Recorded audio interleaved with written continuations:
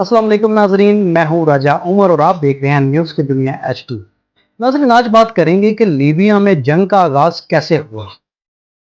नाजरीन, पहले दिन बिजली बंद हुई, नेशनल गार्ड ट्रिप कर गया और देखते ही देखते आधा मुल्क अंधेरे में डूब गए। लोग जाती जनरेटर चलाने पर मजबूर हो गए। दूसरे दिन सूरत हाल मजीद गंभीर हो गई। मुल्क भर में मोबाइल फोन सर्विसेज बंद होने लगी। टेलीविजन, रेडियो और इंटरनेट भी जवाब दे गया और अखबारात की अशात भी रुक गई। बिजली ना होने की वजह से शहर में वाटर और सेवरेज का सिस्टम भी बैठ गया। घरों में पानी खत्म हो गया और लोग बाल्टियां लेकर गली गली भरने लगे। सेवरेज सिस्टम डिस्टर्ब होने की वजह से कमोड्स भी भर गए और फुजला कमरों में बहने लगा। तीसरे दिन पेट्रोल पंप्स भी बंद हो गए, पेट्रोल की सप्लाई मुनक़िता हो गई। इस दिन पुलिस, रेंजर्स और खुफिया इदारों के एहलकार भी ड्यूटी छोड़कर अपने अपने घरों को रवाना हो गए। वो जाते जाते असलहा भी साथ ले गए थे। लोगों ने पुलिस को गायब होते देखा तो उन्होंने थानों पर हमला करके बाकी असले पर कब्जा कर लिया। चौथे दिन बिनगाजी के नजदीक कंटोनमेंट पर भी कब्जा हो गया। हजूम छावनी तक पहुंचा। फौज ने शुरू में लोगों को रोकने की कोशिश की, लेकिन हजूम ज्यादा था और नफरी कम। दूसरा, फौज ने अपने लोगों पर गोली चलाने से इनकार कर दिया।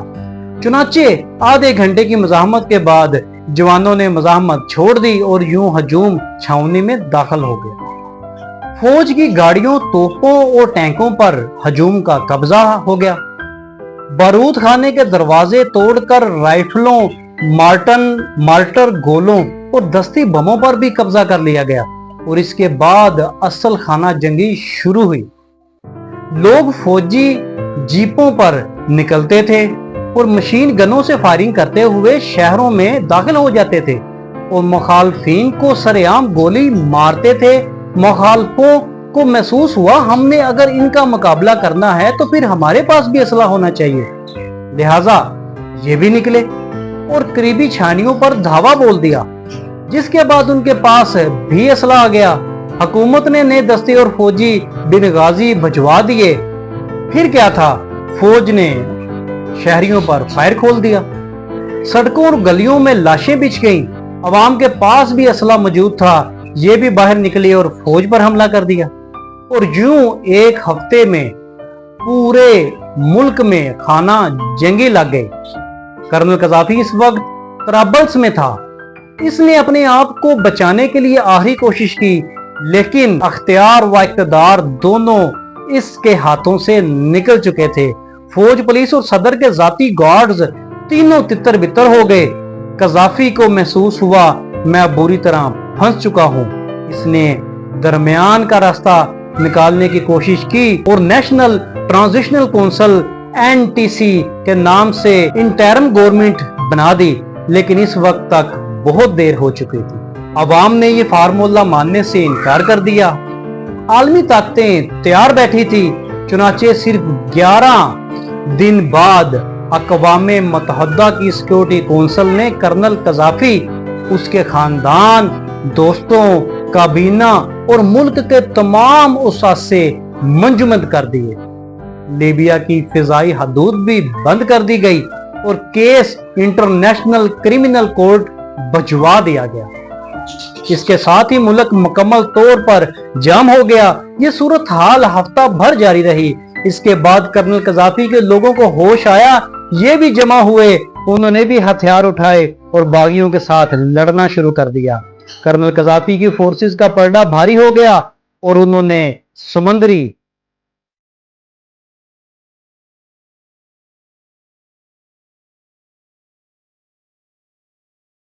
शहरों का कब्जा वापस ले लिया। आलमी बरादरी लीबिया पर नजरें जमा कर बैठी थी। ये किसी कीमत पर लीबिया में अमन नहीं चाहती थी।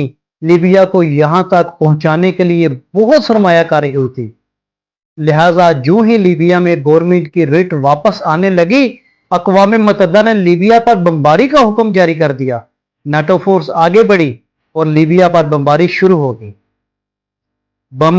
बमबारी से लीबिया की तमाम फौजी तनसीबात, छावनियां, असला खाना, गाड़ियां, सड़कें पुल, रेलवे लाइंस, नेवल बेसिस और एयरपोर्ट्स तबाह कर दिए गए। फौज और कर्नल कजाफी बार बार सीज फायर का ऐलान करते रहे, लेकिन नेटो फोर्सेस ने बमबारी जारी रखी। कर्नल कजाफी ने बागियों को मुज़ाकरात की दावत भी दी, लेकिन बागियों ने यह पेशकश मुस्तरद कर दी। यह सिलसिला 15 फरवरी 2011 को शुरू हुआ था और अगस्त के वस्त तक पूरा लीबिया खंडर बन चुका था। बस दारुल हुकूमत तरबलस का कब्जा बाकी था। अगस्त के आखिर में बागियों और नेटो फोर्सेस ने इकट्ठा हमला किया और तरबलस भी फतह हो गया। बागी काम याब हो गए, लेकिन इनसे पहले नेटो फोर्सेस तरबलस पहुंची और कर्नल कजाफी के महलात खजाने पर कब्जा कर लिया और यूं दुनिया का अमीर तरीन अरब मुल्क नेटो के कब्जे में चला गया। कर्नल कजाफी तरबलस से गायब हो गया। अक़वाम मुत्तहिदा ने 16 सितंबर 2011 को नेशनल ट्रांजिशनल काउंसिल को तस्लीम कर लिया और इसे हुकूमत बनाने की इजाजत दी, लेकिन इस वक्त तक लीबिया में कुछ नहीं बचा था। फौज मुकम्मल तौर पर खत्म हो चुकी थी। पुलिस और सिविल इंतजामिया का कोई वजूद नहीं था। सड़कें, पुल, एयरपोर्ट्स और बंदरगाहें खत्म हो चुकी थी। स्कूल, कॉलेज और यूनिवर्सिटियां बंद थीं। फैक्ट्रियां, बाजार और मंडियां खत्म हो चुकी थी। स्टोर्स और गोदाम अवाम लूट चुके थे। मुजरिम जेलों से फरार थे। बिजली, पानी और पेट्रोल का निजाम फना हो चुका था। पब्लिक ट्रांसपोर्ट का वजूद भी बाकी नहीं था। फ्लाइट्स और बहरी जहाजों का सवाल ही पैदा नहीं होता था। अदालतों का वजूद भी नापैद हो चुका था।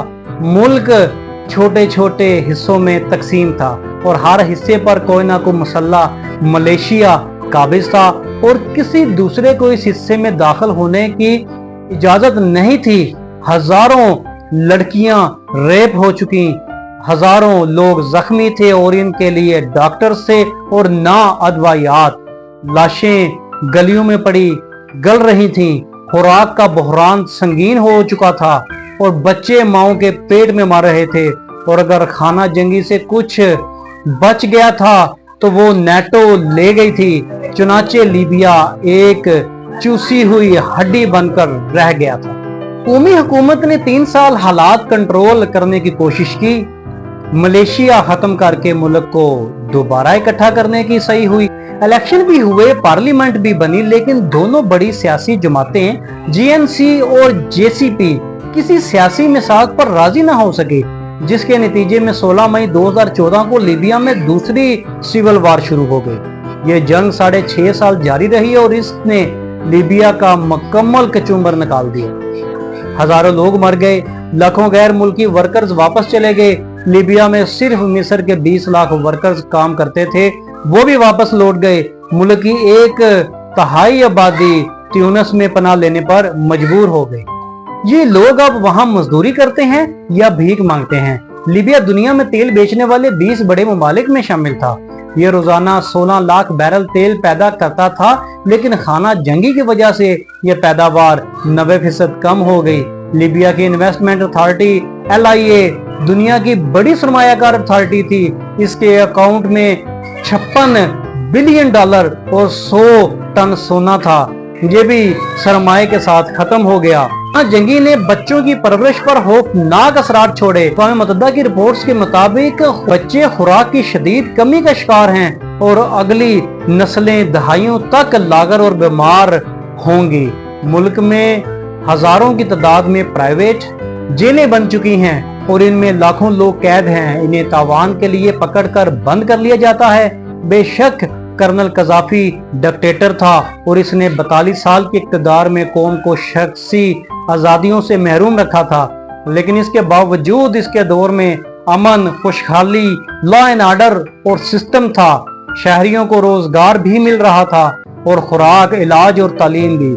मुल्क में हर चीज की फरावानी थी, लेकिन कौम शख्सी आज़ादियों की तलाश में दुनिया की तमाम नेमतों से मरहूम हो गई। और यह सारा खेल 13 जनवरी 2011 को पैदा बायडा शहर से शुरू हुआ था। इस दिन हजूम ने पुलिस की एक कार को आग लगा दी और इसके बाद फिर पूरे मुल्क में आग लग गई। अवाम के एहतजाज को बैदा शहर से बिनगाजी और फिर वहां से तरबलस पहुंचने पहुंचते देर ना लगी, अवाम ने कर्नल कज़ाफी को सीरत शहर में मोर्चे से निकालकर जलील करके कत्ल कर दिया। ये जंग असूली तौर पर कर्नल कज़ाफी की मौत के बाद खत्म हो जानी चाहिए थी, लेकिन सिविल वार के बारे में कहा जाता है ये तनूर की आग है। ये अगर एक बार तनूर से बाहर आ जाए तो फिर ये पूरे जंगल, पूरे गांव को राख बनाए बगैर खत्म नहीं होती। और लीबिया में यही हुआ। इनकलाबियों ने वहां फर्दे वाहिद गद्दार का नारा लगाया और इसके बाद पूरा मुल्क जलकर राख हो गया। आज लीबिया के बारे में कहा जाता है कि इस मुल्क को कर्नल कज़ाफी के लेवल तक वापस लाने के लिए 50 साल चाहिए। चुनाचे इनकलाबियों ने इनकलाब लाते लाते पूरे मुल्क का जनाजा निकाल दिया और इस खेल में कर्नल कज़ाफी के साथ साथ मुल्क में आग लगाने वालों के हाथ भी कुछ नहीं आया, वो भी अंधी गोलियों का निशाना बन गए। इस मुल्क की बर्बादी से सिर्फ इन मुल्कों ने फायदा उठाया जिन्हें लीबिया के असले, लीबिया के पेट्रोल और लीबिया की दौलत से खतरा था। वो मुल्क ये तीनों चीजें ले गए और पीछे कब्रें, जख्मी और लावारिस लोग रह गए। और ये लोग आज आसमान की तरफ झोली उठाकर अल्लाह से माफी मांग रहे हैं, अपनी हमाकत पर आंसू बहा रहे हैं, लेकिन वक्त का पहिया बहुत आगे जा चुका है। नाजरीन, लीबिया की मुकम्मल बुलंदी से पस्ती की दास्तान मैंने आपके सामने पेश की कि किस तरह लीबिया हीरो से जीरो बन गया और एक दुनिया में मशहूर व मारूफ एक ताकतवर माशी व इक्तिसादी मुल्क किस तरह खंडर बन गया और अवाम को किस तरह बेवकूफ बनाकर उन्हीं के हुक्मरानों के खिलाफ इस्तेमाल किया गया और बाद में अपने मफाद निकाल कर सब चलते बने और बागियों और मुल्क से गद्दारी करने वालों के हाथ कुछ ना आया। मैं आप सबको ये पैगाम भी देना चाहूंगा कि हमारा मुल्क भी एक बहुत अच्छा और प्यारा मुल्क है। इसके खिलाफ भी चाहे कोई कुछ करे, कोई कुछ कहे, बगावत का कभी मत सोचें और इस मुल्क की सालमियत के खिलाफ कभी आवाज मत उठाएं। इस मुल्क के खिलाफ उठने वाली आवाज का मुंह तोड़ जवाब दें और उसको खामोश करने के लिए हमेशा सरगर्म रहें। और जो कोई भी इस मुल्क के खिलाफ मैली आंख उठाए, उस आंख को निकालने के लिए हम वक्त तैयार रहें। यही मैंने रूदात सुनाई आपको लीबिया की और ये बताने की कोशिश की कि जो लोग अपने मुल्क से गद्दारी करते हैं वो किसी मुल्क के भी फिर नहीं रहते। इसके साथ ही अपने मेजबान राजा उमर को दीजिए इजाजत। मिलते हैं अगले प्रोग्राम में। मजीद खबरों अपडेट्स के लिए सब्सक्राइब करें हमारा चैनल और देखते रहिए न्यूज की दुनिया HD। पाकिस्तान जिंदाबाद, पाक फौज पाइन। मजीद खबरें और अपडेट्स के लिए सब्सक्राइब करें हमारा channel and press the bell